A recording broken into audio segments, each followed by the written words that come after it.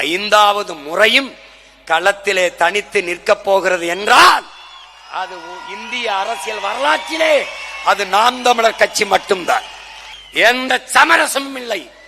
இம்முறையும் 234 போட்டி, 117 இடம் பெண்களுக்கு, 117 இடம் ஆண்களுக்கு, அதிலே 134 இடங்கள் வெறும் இளைஞர்களுக்கு என்பதை என்னரும் தமிழ் தம்பி தங்கைகள் புரிந்து கொள்ள வேண்டும்.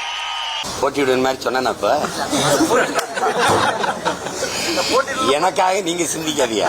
எனக்கு சிந்திச்சு அறிவு காது வழியே வலியுது, தொடக்கிறதுக்கே கை துண்டு வச்சுட்டு இருக்கீங்க. எனக்காக நீங்க சிந்திக்காதீங்க, பொறுத்துருங்க.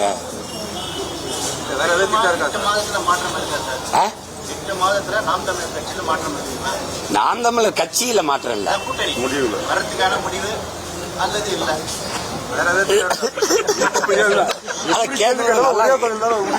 நல்லா இருக்கு.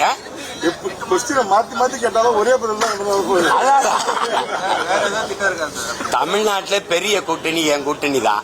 8 மாசம் பொறுத்துருங்க, என் மாநாட்டில் அறிவிக்கிறேன். இப்ப அவசரப்பட ஆட்சியில சரி. ஆமா, கூட்டணி குறித்தான். எப்படியாவது முதல்ல நானும் தம்பி விஜயும் சேர்ந்து போட்டிடுற மாதிரி இருந்தவுடனே ஊடகவியலாளர்கள்லாம் முதல்ல கேட்பாங்க, தனிச்சு எத்தனை நாளைக்கு நீங்க போட்டிடுவீங்க? ஒரு கூட்டணி இல்லாம உங்கள ஒரு 10 எம்எல்ஏ MP எல்லாம் வர வேணாமா? நீங்க அப்படியே உங்க தொண்டர்கள் எல்லாம் சோர்ந்தடைஞ்சிட மாட்டார்களா அப்படின்னு. சேர்ந்து போட்டிடுவாங்களோன்னு வரும்போது தனிச்சு நிக்கிறதானே உங்க பலம், நீங்க கூட்டணிக்கு போறீங்க அப்படிங்கிறது.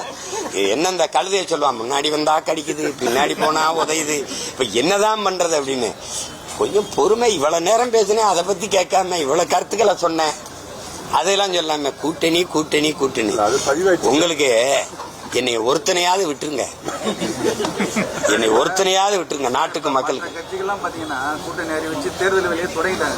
நான் தான் வேட்பாளர் எந்த கட்சியாவது போட்டிருக்கா? எந்த கட்சியாவது போட்டிருக்கா? 150 வேட்பாளர் களத்தில் நின்று வேலை செய்யறான். இந்த என் தங்கச்சி இந்த விழுப்புரத்துல போட்டிடுறா. என் தங்கச்சி வேலை செய்யறான். புதுச்சேரியில அவளுக்கு வேலை. அந்த வேலையை விட்டுட்டு இங்க வந்து சொந்தமா ஒரு தனி மருத்துவமனை வச்சு இங்க வேலை செய்ய வந்திருக்கிறதே போட்டியிடத்தான். தனிச்சுனா நான் அடர்ந்த காட்டுக்குள்ள போய் போராட. 8 கோடி மக்களுக்கிடையே 8 கோடி மக்களுக்காக போட்டியிடு. நீங்க என்னை தனிச்சுனா அனாதை பைய மாதிரியே போயிட்டு இருக்கீங்க. யாரும் இல்லாத அனாதை மாதிரியே என்ன சொல்லுவான்? உங்களுக்காக நான் போட்டியிடுறேன், அதை விட்டுவிட்டு நீங்க தனிச்சு போட்டீங்க.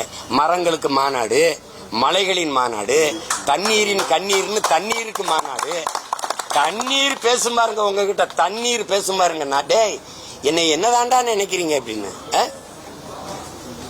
கவிப்பேரரசு ஐயா வைரம் சொல்ற மாதிரி இந்த தாய்ப்பாலும் தண்ணீரும் மலிவா கிடைக்கிறதுனால உங்களுக்கு மதிப்பு தெரியல இல்லையா? காலுக்கு கீழே மிதிபடுறதுனால பூமியின் மதிப்பு உங்களுக்கு தெரியல.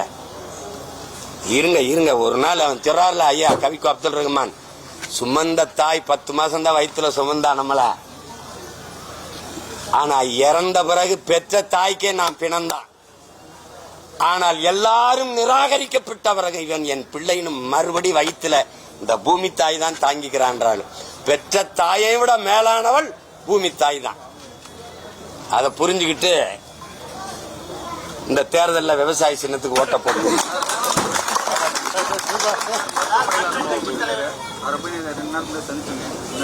அது ஒண்ணு சின்ன மயக்கம் தான் சொல்றாங்க. கேட்டேன் 2 நாள் ஓய்வு.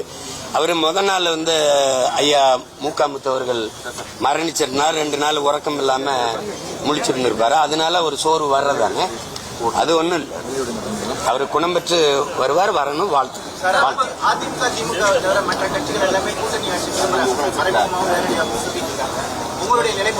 என்னுடைய ஆட்சி கூட்டணி ஆட்சியா? மக்களுக்காக.